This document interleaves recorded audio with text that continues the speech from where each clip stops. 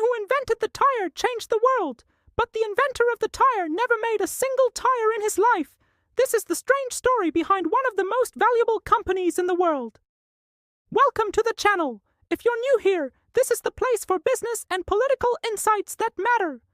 The year is 1889. For the first time ever, cars are taking over the streets of Paris. At the time, cars are very expensive toys owned only by the rich. But soon, the streets will be filled with all kinds of automobiles. And because of this, there is a pressing need for someone to fix a major problem.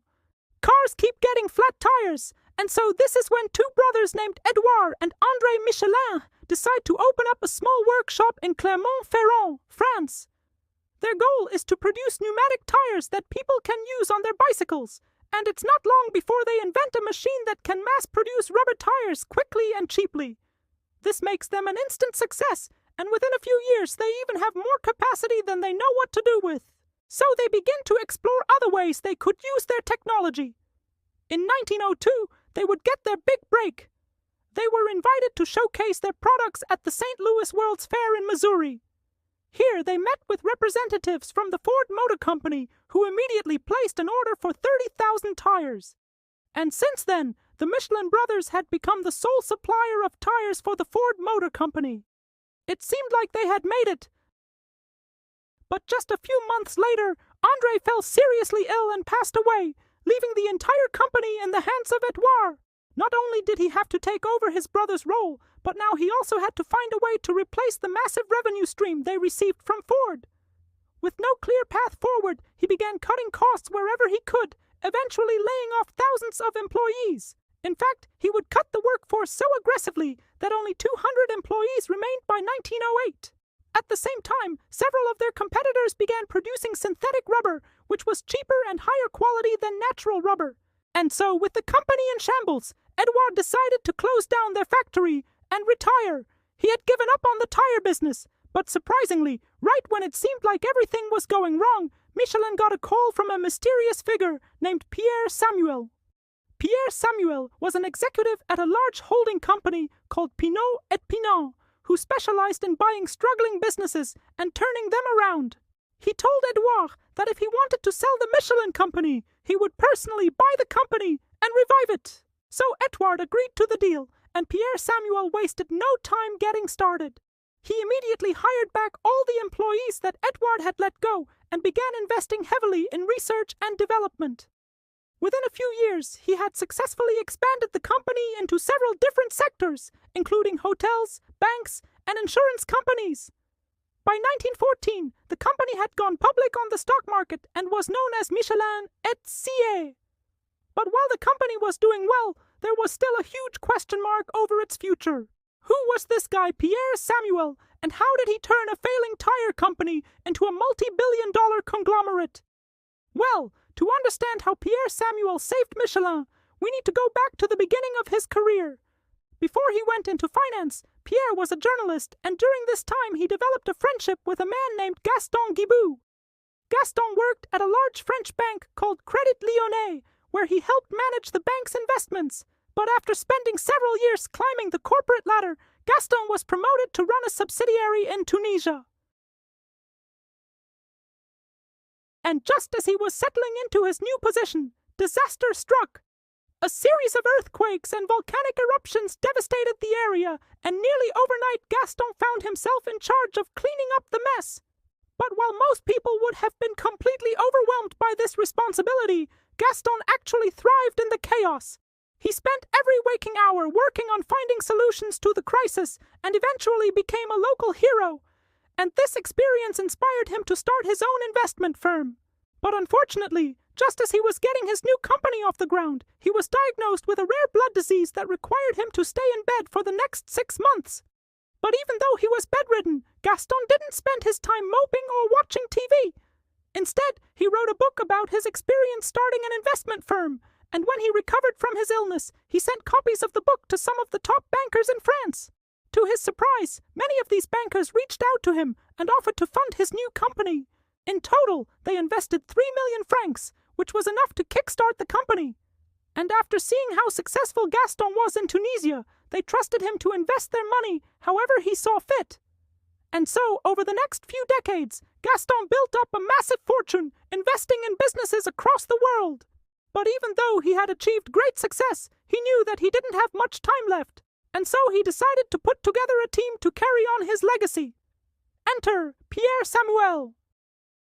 When Gaston was looking for someone to lead his company, he came across Pierre, who at the time was a wealthy industrialist looking for a new challenge. After learning about Gaston's plans for the company, Pierre decided to join forces with him, and together they would go on to launch Pinot et Pinon. And this brings us back to 1914, when Edouard Michelin sold his company to Pinot et Pinon. Over the next few years, Pierre would go on to expand the company into dozens of new industries, including winemaking, cigarette manufacturing, plastics, and chemicals. But despite the company's growth, it was clear that their true cash cow was the Michelin Tire Company. And so, in 1946, Pierre decided to focus on growing Michelin into the world's largest tire manufacturer. He began by investing heavily in new technologies to make the tire manufacturing process more efficient. At the same time, he began acquiring smaller tire companies to expand Michelin's reach across Europe. But his greatest stroke of luck came in 1955, when the government awarded Michelin the contract to supply tires for the United States military. Overnight, Michelin went from being a small European tire company to one of the biggest tire manufacturers in the world. Unfortunately, Pierre would not be around to see this success.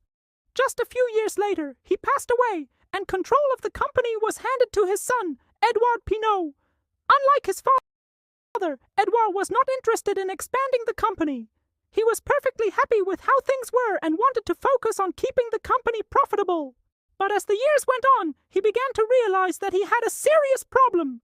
The Michelin company was about to enter a period of rapid growth, but he had no interest in expanding the business.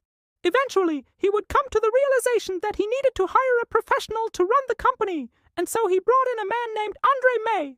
Together, they would grow the company to new heights, eventually making Michelin the world's largest tire manufacturer. But while the company was doing well, the Pinot family had a serious problem. Even though they owned 70% of Michelin, they only controlled about 30% of the voting shares. And so even though they were the majority owner, they had no say in how the company was being run. Now, you might be wondering why they gave up so much control in the first place, and it all goes back to 1946, when Pierre was trying to expand Michelin across Europe. One of his biggest competitors was a British tire company named Uniroyal, which was backed by the British government, and so if he wanted to compete against them, he would have to convince the French government to buy a stake in his company. So in 1946, he agreed to give the French government a 20% stake in exchange for protection from competitors. But because the French government had such a large stake in the company, they soon began interfering with how the business was being run. For example, they forced the company to move its headquarters to Paris, which made it much harder to operate efficiently. And so in 1958, Pierre negotiated a deal with the French government to buy back their stake in the company. But as part of the deal, he had to give up his supermajority shares. Even though this meant that he had less control over the company, it gave him back the freedom he needed to operate Michelin as he saw fit. Fast forward to today, and the Michelin Tire Company is one of the most profitable companies in the world.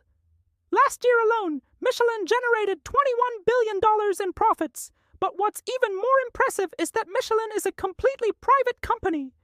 The Pinot family owns 43% of the company and controls around 70% of the voting shares, meaning that they don't have to answer to any shareholders or Wall Street investors. And so they're free to make whatever decisions they think are best for the company, even if it means sacrificing profits in the short term. For example, in 2016, Michelin invested $1 billion into developing new tires for electric vehicles.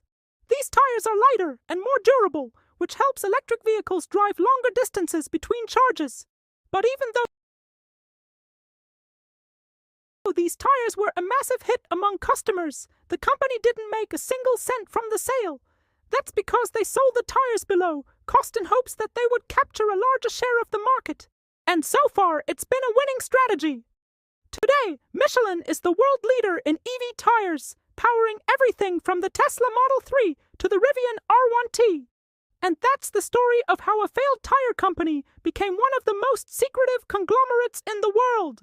You know, I've always wondered whether Andre Michelin would have been better off if he had kept the tire business, but I guess we'll never know.